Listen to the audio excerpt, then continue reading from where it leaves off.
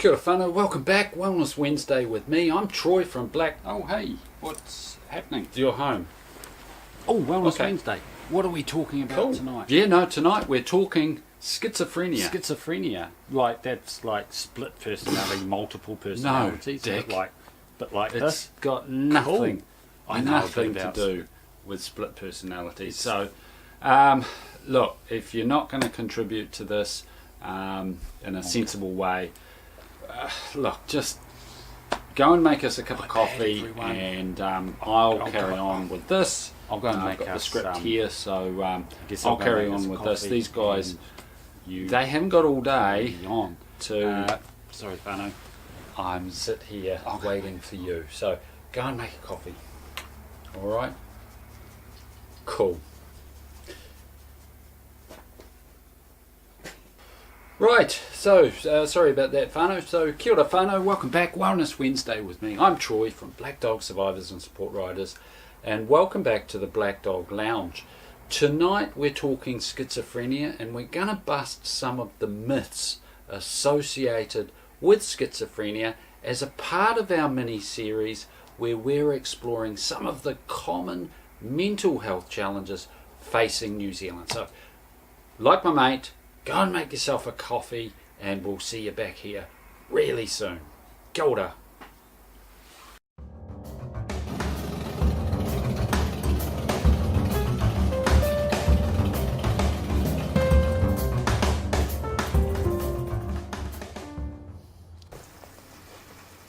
Kia ora whanau, welcome back. I hope you got your coffee.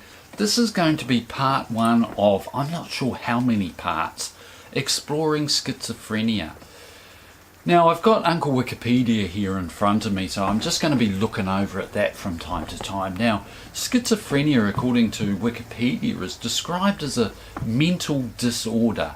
Now, I know a lot of us, particularly us, those of us with lived experience of mental health challenges, don't particularly like that term disorder, but we're going to let that go for the moment. It goes on to sort of say that schizophrenia is characterized by abnormal behavior, strange speech, and a decreased ability to understand reality.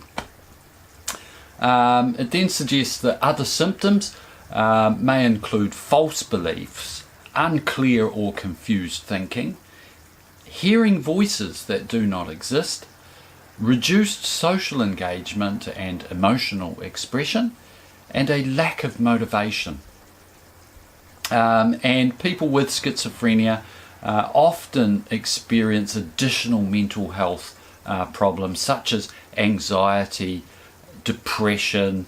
There's an increase in substance use issues over time, and it tells us that the symptoms of schizophrenia typically come on very gradually and beginning in young adulthood, so around about 16 to 30 years old, and in many cases the symptoms don't resolve themselves.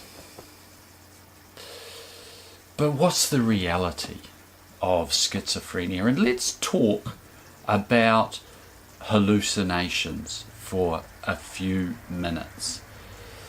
So schizophrenia is not split personality as it was once sort of perceived to be by the regular community. It's got nothing to do with split personalities. It's more associated, particularly in New Zealand, as a condition where people hear a range of different voices, and these are called auditory hallucinations. But schizophrenia can also extend to visual hallucinations as well as sensory hallucinations, so seeing things that perhaps other people don't see, feeling things that other people don't feel, so people pinching your arms or parts of your body, or one of our clients sort of talks about people standing on her feet, things like that. It also, smelling things or tasting things that other people can't smell or taste. So it's a very, very complex and challenging experience for people who are living with schizophrenia. Now, my own experience, and I'm going to share this with the world right now, I have had some experiences in the past that I describe as psychic experiences. I never once in my life thought that they were a psychological experience that needed to be fixed. I saw and I experienced and I felt presences of perhaps people who have passed on from this earth.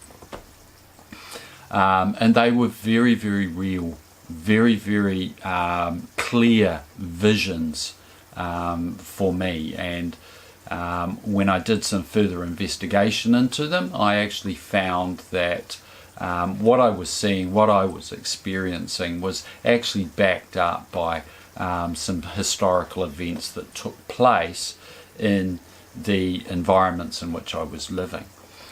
Now, what brought on these experiences was perhaps my increased substance use and my own deteriorating mental health challenges such as bipolar and mania and depression in particular. And just scanning through the Uncle Wikipedia here, it would suggest that I had lost touch with reality, the regular world's reality, and I had tapped into perhaps my own reality. So schizophrenia is a very broad sort of umbrella term that is used to describe experiences that perhaps our psychological or a psychomedical world can't quite describe in terms of everyday reality stuff.